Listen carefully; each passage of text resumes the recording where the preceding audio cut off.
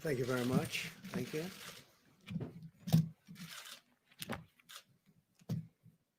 Good evening. I'd like to provide the American people with an update on our efforts to protect the integrity of our very important 2020 election.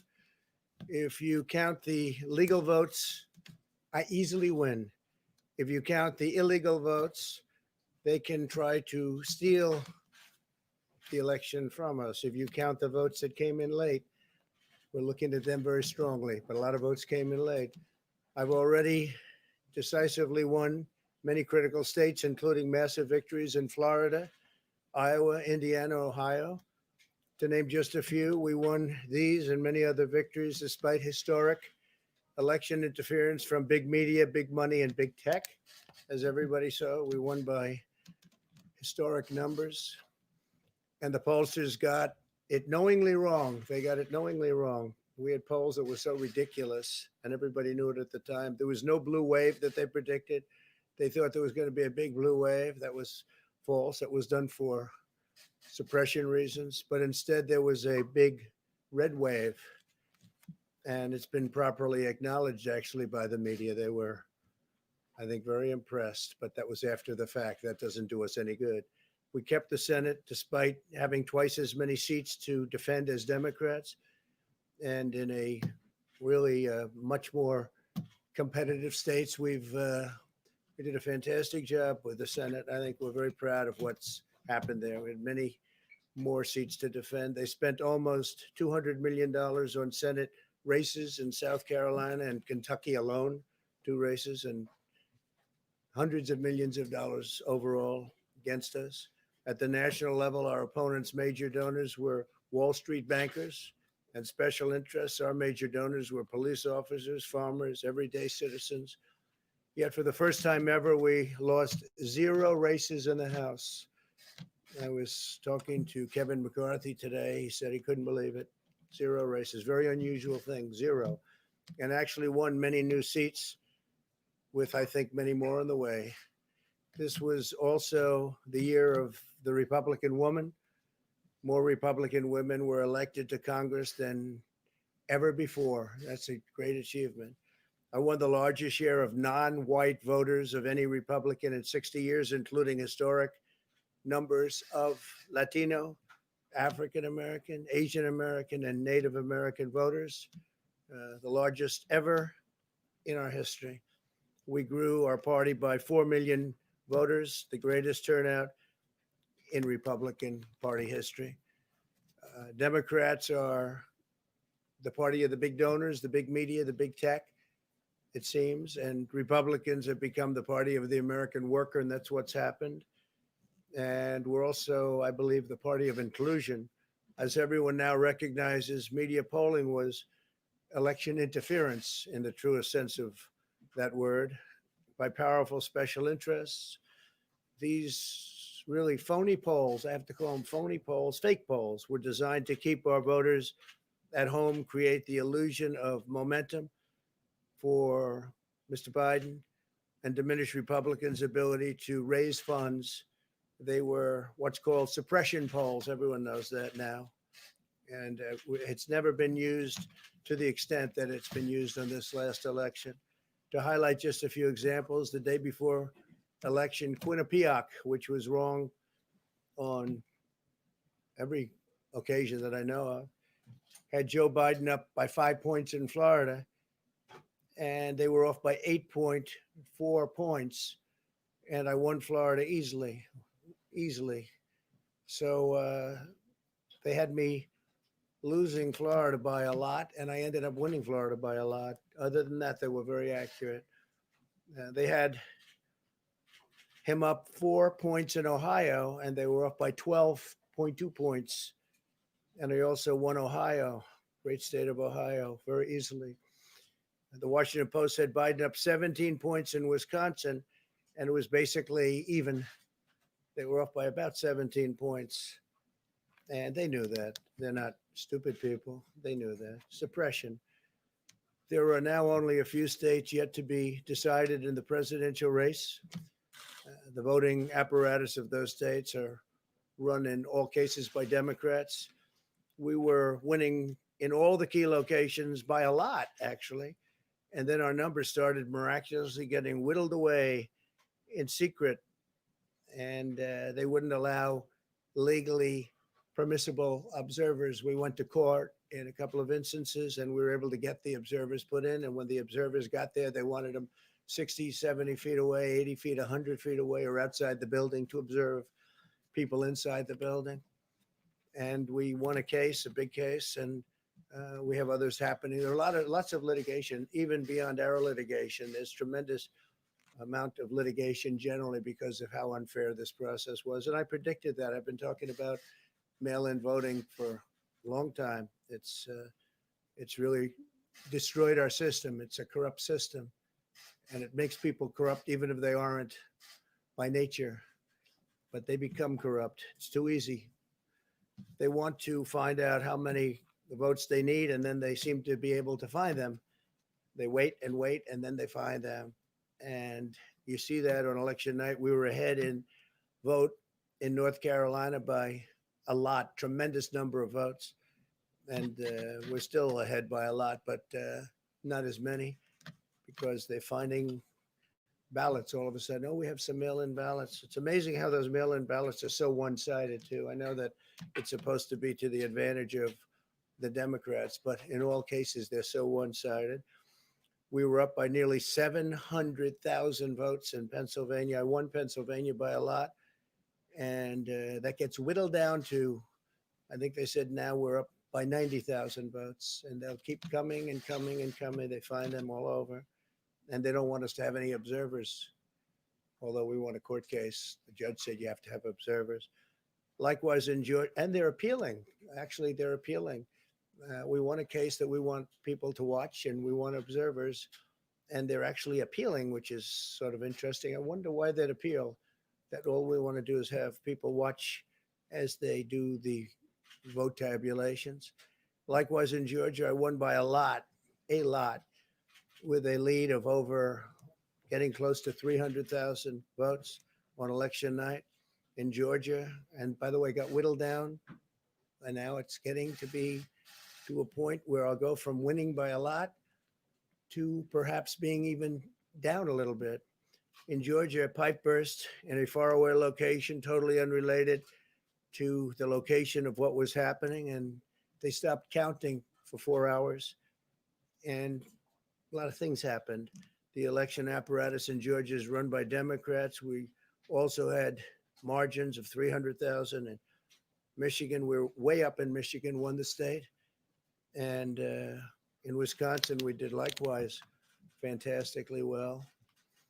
And that got whittled down. In every case, they got whittled down. Today, we're on track to win Arizona. We only need to carry, I guess, 55% of the remaining vote, 55% margins. And that's a margin that we've significantly exceeded. So we'll see what happens with that. But we're on track to do okay in Arizona. Our goal is to defend the integrity of the election. We'll not allow the corruption to steal such an important election, or any election for that matter. And we can't allow anybody to silence our voters and manufacture results. I've been doing a lot of public things for a long time. I've never had anything that's been as inspirational, by people calling, talking, sending things to us. I've never seen such love and such affection and such spirit as I've seen for this. People know what's happening, and they see what's happening, and it's before their eyes. And there are many instances which will be reported very shortly. There's tremendous litigation going on, and this is a case where they're trying to steal an election. They're trying to rig an election, and we can't let that happen. Detroit and Philadelphia, known as two of the most corrupt political places anywhere in our country, easily cannot be responsible for engineering the outcome of a presidential race, a very important presidential race. In Pennsylvania, Democrats have gone to the state Supreme Court to try and ban our election observers, and very strongly. Now, we won the case, but they're going forward. They don't want anybody in there. They don't want anybody watching them as they count the ballots. And I can't imagine why there's absolutely no legitimate reason why they would not want to have people watching this process, because if it's straight, they should be proud of it. Instead, they're trying obviously to commit fraud. There's no question about that. In Philadelphia, observers have been kept far away, very far away, so far that people are using binoculars to try and see. And there's been tremendous problems caused. They put um, paper on all of the windows so you can't see in, and the people that are banned are very unhappy and become somewhat violent. The 11th Circuit ruled that in Georgia, the votes have been in by election day, that they should be in by election day, and they weren't. Votes are coming in after election day. And they had a ruling already that you have to have the votes in by election day. To the best of my knowledge, votes should be in by election day. And they didn't do that. Democrat officials never believed they could win this election, honestly. I really believe that. That's why they did the mail in ballots, where there's tremendous corruption and fraud going on. That's why they mailed out tens of millions of unsolicited ballots without any verification measures whatsoever. And I've told everybody that these things would happen because I've seen it happen. I watched a lot of different elections before they decided to go with this big, massive election with tens of millions of ballots going out to everybody, in many cases totally unsolicited. This was unprecedented in American history. This was by design, despite years of claiming to care about the election security.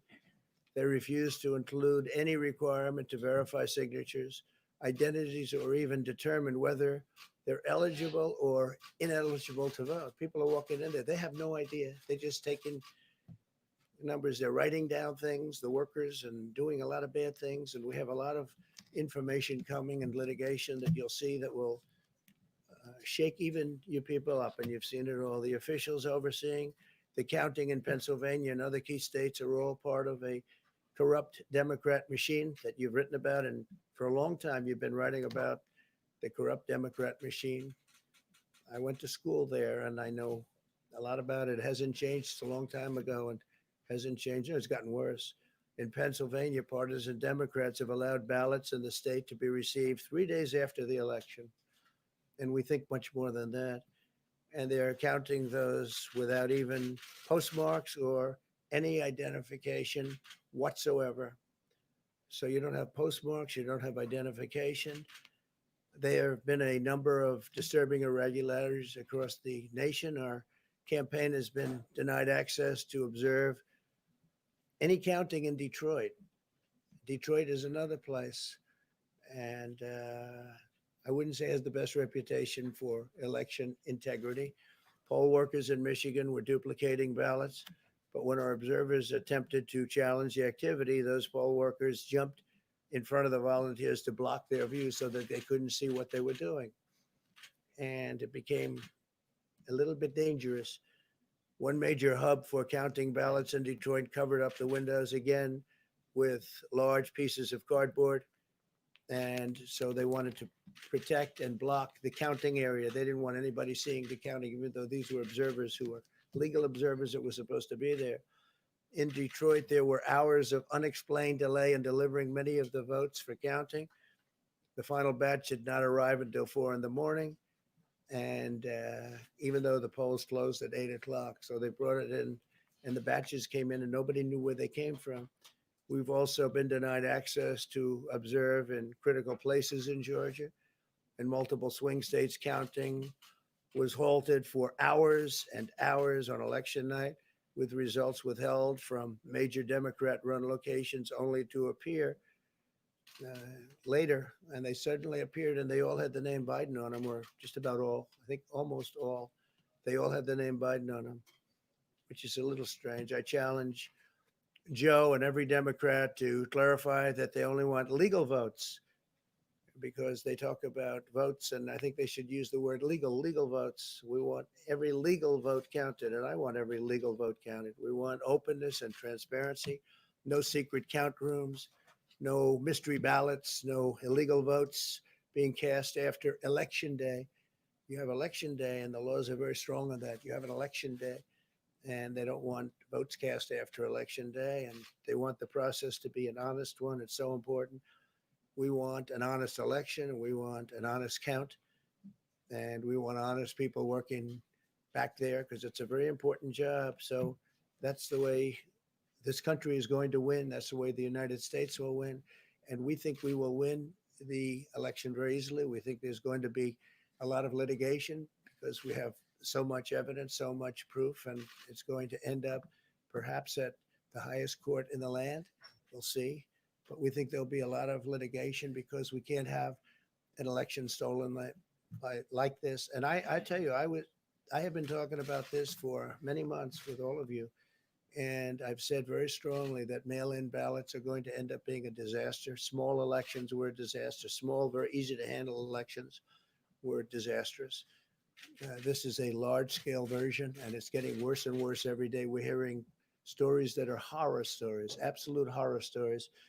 And we can't let that happen to the United States of America. It's not a question of who wins, Republican, Democrat, Joe, myself. We can't let that happen to our country. We can't be disgraced by having something like this happen.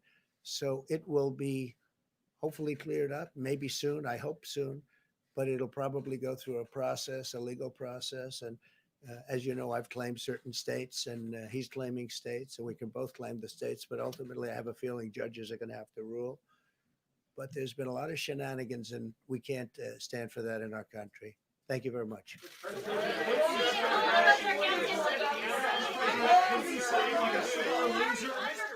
Are you being a sore loser?